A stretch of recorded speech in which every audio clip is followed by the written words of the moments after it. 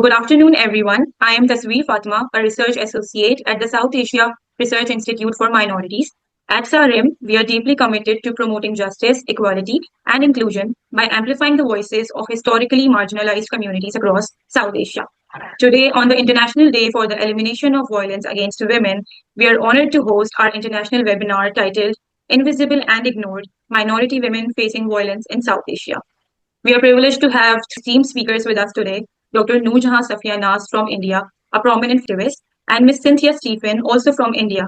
So, without further delay, I am honored to invite our first speaker, Ms. Cynthia Stephen from India, a Dalit activist, writer, social policy researcher, and independent journalist. Ms. Stephen has dedicated her work to highlighting the struggles of marginalized communities and advocating for social justice and equality. Ms. Cynthia, it's over to you. So it's always a pleasure to be a part of SARIM's workshop in important topic. Today being the day for starting the elimination of violence against women, it is very important and topical subject to talk about. So I have a few things to say, which are a few minutes. I will take about 6 or 7 minutes to share my research on violence against women. Thank you so much. So, the violence against women from the marginalized sections of society in India, especially Dalit, Adivasi, and minority women, remains alarmingly high, with increased incidents and deeply rooted intersecting inequalities of caste, class, and gender. Dalit women face a triple oppression due to their caste, class, and gender, expressing heightened vulnerabilities to crimes such as sexual violence, assault, and social exclusion. We have found research has shown that often this is very much in the case of women who are in relation to claims upon land. It's a very, very well documented issue that women who are trying to lay claims on their land or, trying to apply for government land, those are the ones who are targeted a lot for severe violence, including killings, rapes and killings. Between 2014 and 2022, crimes against Dalit women and girls surged by 78%. And that it outpaced the increase in overall violence against Dalits.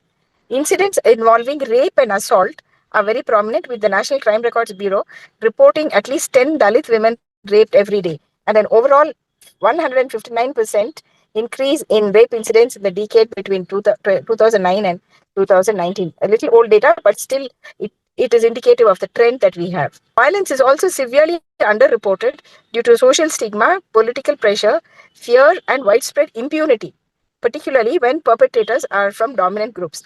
Another point to note is often the impunity also comes from fear for the whole community's safety. And often we find that the men of the Dalit community are involved in the negotiations with the perpetrators to mitigate the kind of violence that the community will face. So it's a very, very severe pattern of social pathology that we need to keep in mind. Then there are also the Adivasi women, who are, as you know, the indigenous population, mostly living livelihoods, their access to the forest, to the land, because they're living in areas which are not revenue areas. They're living in scheduled areas, which means that land documentation is not there. So there is a lot of they also live in areas where there are many mineral resources or rivers are flowing, so there's demand for water from the government. And so there is a lot of issue involved in these kind of matters. Now, the Dalit Adivasi exerting not just caste-based control, but also over trying to damage their. So the violence against Adivasi women is very, very much linked to their access to the land on which they live. If the government wants to encourage either timber extraction, or they want to build an animal reserve, so these becomes a flashpoint for violence against Adivasi women in India. And so that is also the access to natural resources is a very, very important flashpoint for women who face from these communities who face violence. So, and also these women have very serious, very deep knowledge about their surroundings, about their natural resources. So there has been a trend of violence against Adivasi women a lot, particularly in the tribal states of Chhattisgarh, Jharkhand, and the tribal parts of Madhya Pradesh and UP. And not much in UP, but mostly in states like Chhattisgarh. Now, the thing is, one other important aspect to keep in mind is that there is another intersection. A lot of these communities, the women are also people who have become minority religious, or they've joined minority religions, mostly Christianity. So some of them retain their Adivasi religion, or the traditional Dalit religion, but most of them, in fact, have converted into Christianity. And this is also a flashpoint. In recent years, in particularly in the state of Chhattisgarh, we have found that there is a lot of violence which have been inflicted upon women from Adivasi communities in the Chhattisgarh and Jharkhand areas. And regularly, their places of worship, even if they're worshipping in their homes, they are being targeted. The leaders of their church groups are being arrested. The women are also arrested and taken to jail. Many of them are kept in custody for many days. There are cases where even small children, because they're very small, have been kept in custody because of their mothers being in custody. So these have been some of the very serious issues we have faced in India with the women from the Adivasi and Dalit community. So they are at an intersection of not just caste, class, and gender, but in recent years also religion. And I think SARIM and other groups which are involved in human rights issues in South Asia, they need to take into account these factors. Religion is also a very important factor when it comes to the marginalized sections. So if they change their religion, or they're practicing or are adherents of minority religions, then they become very much vulnerable to violence, and especially the women. And because women are the ones who are strongly standing up and facing the brunt of the attacks from the communal forces. So this has been the reality. As I've said, that there has been an increasing trend. We've got data up to the year 2022, which I shared. But in recent year, in fact, there has been an escalation. So I dare say the volume of violence has in fact increased. So with this, I think I have almost come to the end of my time. I've taken more than 7-8 minutes. Thank you so much for the opportunity to share. It is a pleasure to be a part of this. And as we hold, there's one more aspect which I forgot to mention. Some of the Adivasi violence also, they're caught in the crossfire between the extremists. There are some extremist groups which operate in the forests who are against the government, and the government brings armed forces of different kinds to the police, armed police, into the forested areas. And often the Adivasi communities are targeted both by the state forces as well as the extremist forces. And so that is also a very, very serious source of violence. And the women in particular become very, very vulnerable to even state violence. So there is structural violence, there is community violence, there is communal violence, and there is impunity to the perpetrators. So with all these, so there is mining caused by, and also caused corporate interests with interest in forestry, mining, water extraction, etc. They also become vulnerable to that. So at all levels, I would say that both Adivasi and Dalit women who are marginalized in India face high levels of insecurity and violence. With these words, I thank you for the opportunity to share. Absolutely, Ms. Cynthia. Thank you so much for your compelling insights and for highlighting the voices of disempowered and marginalized women communities. I must say, your work helps us understand the systemic challenges that require urgent attention.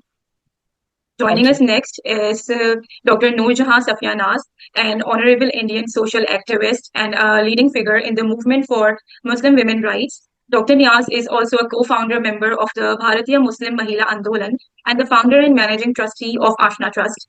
She will share her insights on the challenges faced by minority women in South Asia. Dr. Niaz, the floor is yours.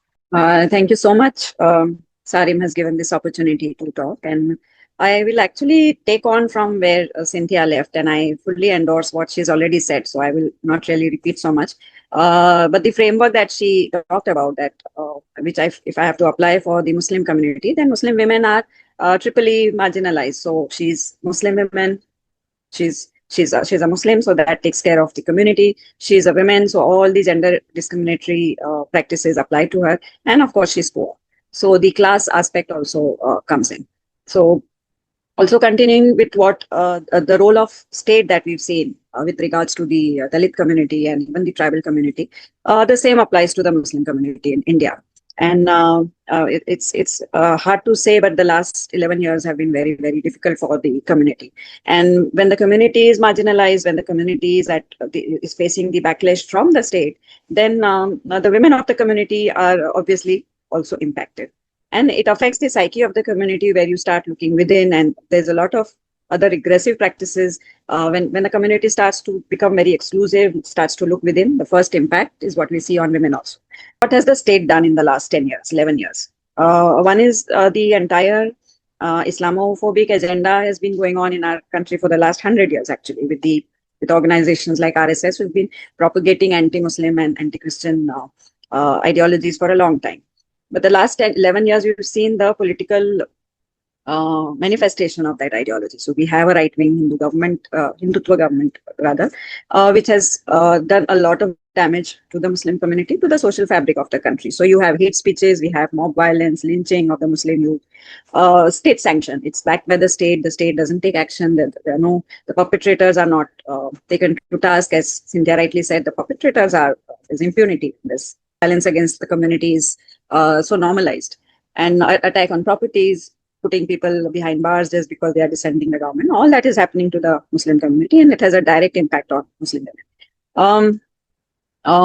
But I would also here bring in the previous governments, so-called secular governments that have come before this very right-wing government. And they have played a big part in where the community is right now. In the name of secularism, in the name of appeasement of the Muslim community, they've done a huge damage. But because we don't have much time, I'll focus on what the damage has happened to the Muslim women by the previous governments. Current government, we've already seen there is direct violence and all that is happening. What the previous government has done is that it has very directly, very openly supported the very, very conservative elements within the Muslim community. So whether it's the All India Muslim Personal Law Board or the Minorities or all the religious bodies, because there was a political backing to these groups, and the political system benefited from the votes from this government. So the issue of family law was ignored for almost 7 decades. This is the 78th year of our independence, and we still do not have a comprehensively codified family law which would protect the women and children from within the family. It is unfortunate and it is very tragic that while today's government is very openly anti-Muslim, as Muslim women, we believe that if reforms were to happen in the family law, it is going to happen through this very government. So it is a situation about which we are not very happy, but we also, as Muslim women, also have hope that if reforms happen, it will happen through this government. And all the appeasement of the religious groups that has happened over the years, what we've seen that Muslim women have suffered. Now, while the state has a direct role in protecting and promoting the rights of minorities in our country, I will not let go of the role that has been played by our own community. So while we blame the government, we also need to look within to see where we have gone wrong.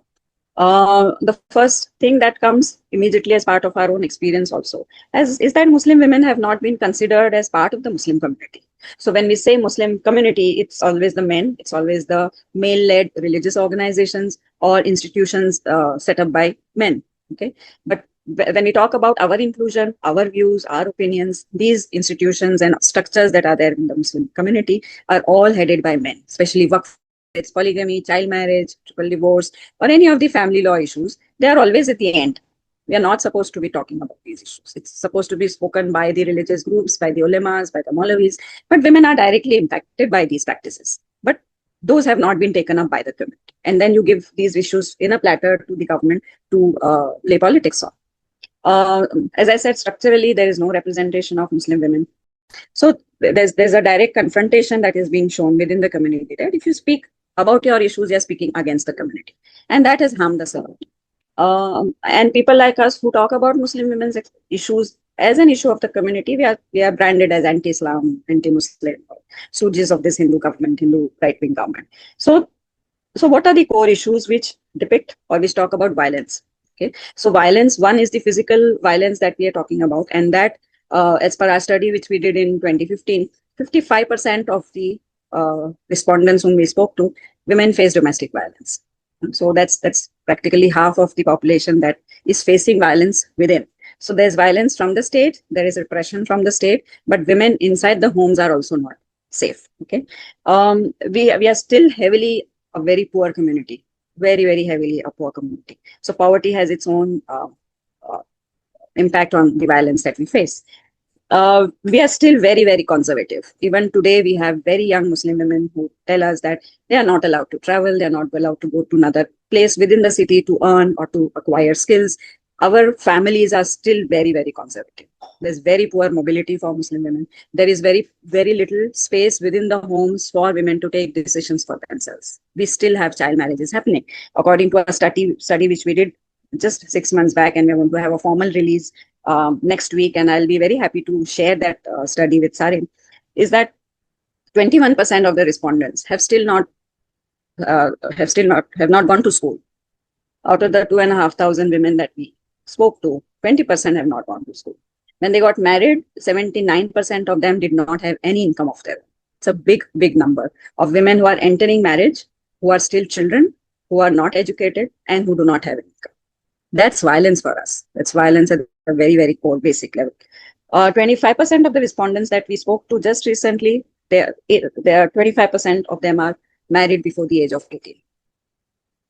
So child marriage is still an issue. And if I have to look into marriage, I'll give you just one statistic. Nikah nama for us is an important instrument for women to bring in security and safety within the marital life. But 38% of the women whom we spoke to have not read their nikah nama. That's where we are when it comes to realizing our own rights within the community. And that for me is violence, right? Now, just the last 1 minute that I will take is what have we been doing as Bhartiya Muslim Mahila Andolan, as a national organization of Muslim women. What we have done in the last 18 years is we have established our own institutions. So if the existing men-led organizations within the community do not give space to women, then Muslim women in India have created their own spaces. So if, for instance, we've established the Aurton ki Sharia Adalat, where we provide legal aid for Muslim women. We have set up our own organization called Darul Ulum and Isma, where we have 20 women who are trained as qazis, right? And very happy to say, although a small number, we managed to do 5 nikah marriages through women qazis trained by us. What we've also done is we have reclaimed religion from the religious groups. Religion is not the private property of a few men who claim authority over it. Yeah, religion belongs to all of us, belongs to us, and we reclaim it for our own, for the benefit of women, for the benefit of the community, and for the benefit of the entire country. We are also asserting ourselves as citizens. We are not just Muslim women. We just do not have one singular identity of who we are as a Muslim, but we are also citizens of this country. So all that provisions that apply to every other citizen applies to Muslim women also. And the last thing is we also are global citizens. So we're talking about CEDAW, right? So CEDAW applies to me, UNDHR applies to me, all those international documents which protect and promote the rights of all individuals also apply to Muslim women. And that for us is a claim, is something which we assert ourselves. And lastly, what do? We look within, we self-reflect, we see what we are doing to ourselves as community, and very importantly, how do we stand up to this repressive state to stop violence, to stop lynching the Muslim youth, and to stop playing a major role in spreading Islamophobia. Thank you so much for this opportunity. Thank you so much, Dr. Noorjehan Safia, for your insightful presentation. I totally agree with your points and with your shared experiences and perspectives. Your voice on the challenges faced by minority women in South Asia continues to inspire all of us. Thank you so much. And now, on behalf of SARIM, I would like to extend a heartfelt gratitude to our honorable speakers, Cynthia Stephen and Dr. Noorjehan Safia, for shedding light on such important causes through their insights, experiences, and expertise. Your contributions today have illuminated the challenges faced by minority women and inspired all of us to work towards a meaningful change. I would like to thank you once again, and we look forward to your continued support and participation in SARIM's initiatives. Thank you so much.